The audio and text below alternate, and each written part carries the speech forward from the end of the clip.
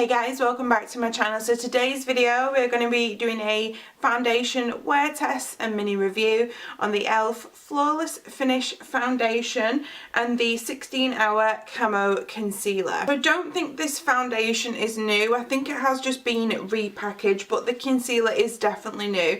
Now the concealer I think comes in around 18 shades, which is pretty cool. And actually I'm not the lightest shade in this. I am the shade Light Sand, which is about the 4th shade, so that's pretty awesome because usually in every range I am the 1st shade, so it's nice to see, you know, I'm not for a change. And then in this foundation I got the shade Pearl, which is, it's fair with neutral undertones. I nearly didn't get this foundation as well because they were sold out of all the lighter shades, so I was like, oh no. But then I found one actually hidden behind some of the medium shades, so just check your stores and the shelves.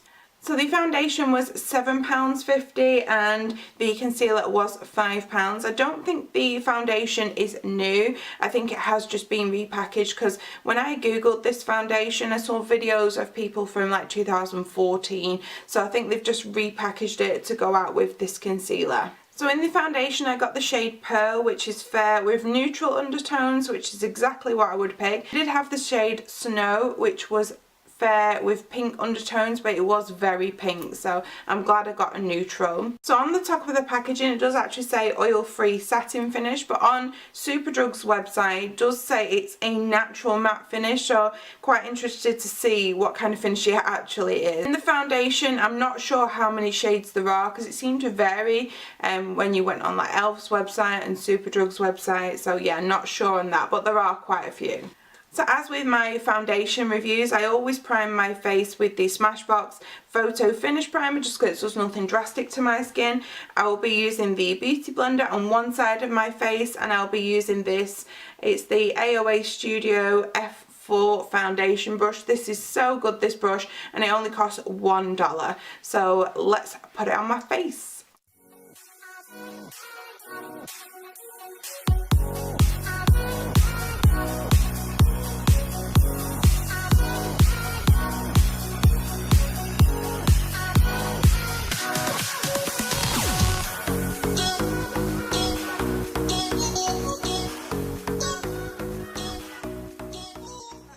First layer on, and yeah, I've definitely got a lot more coverage out of the brush side. I kind of felt like the sponge just ate up the product and you can still see spots on my face.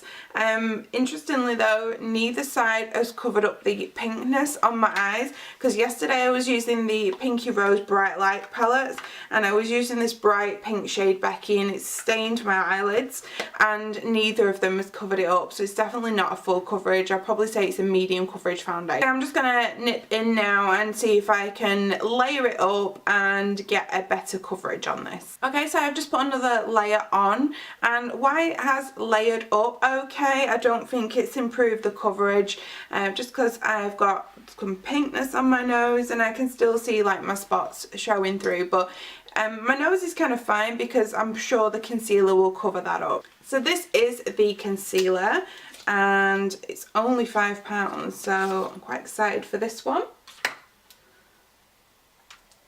So this is the shade that it looks like. So this is a Light Sand and it said it's full coverage and matte, so let's have a look at it.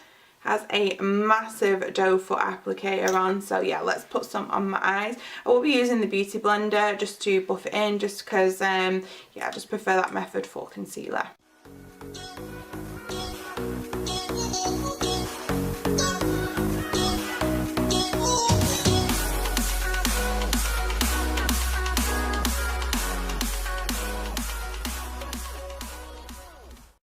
Okay, so that is the concealer on, and wow, that is full coverage.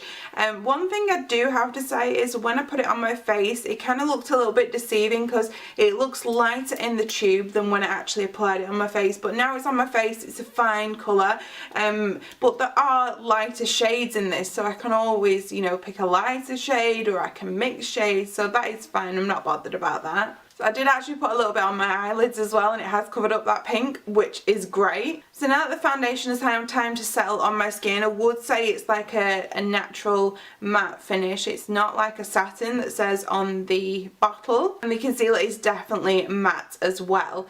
I think it looks really good. I'm really surprised by this concealer. It looks amazing. Okay, so first check in, the time is about 10 to 12. I'm gonna put some powder on my face and do a little bit of light makeup, and then I'll check in probably about in 7 or 8 hours time just to show you how it's worn and what it looks like. So I will see you in a bit. Hey guys, welcome back. So we're now at around the 2-hour mark of trying out the ELF foundation and the camo concealer, and I feel like it looks really good on my skin.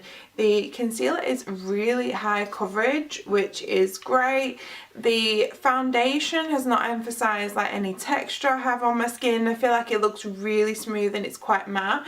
It has settled into some lines a little bit here, but it's nothing major, and there's obviously no oiliness around my nose and my forehead, which is great. So obviously by about a 2-hour check-in, nothing drastic usually happens to my skin about that. So we will, you know, have to check later on to see if, you know, I look really oily or, you know, the foundation's really warm. But yeah, it looks really good at this point. So yeah, just wanted to do a little check-in. And I'm also going to do some swatches now of this foundation next to my other foundations, so you can see what the colour and the shades is like. Okay, so these are the foundations that I'm going to do a comparison on for the ELF foundation and similar foundation shades. Okay, so these are all foundation shades that match me.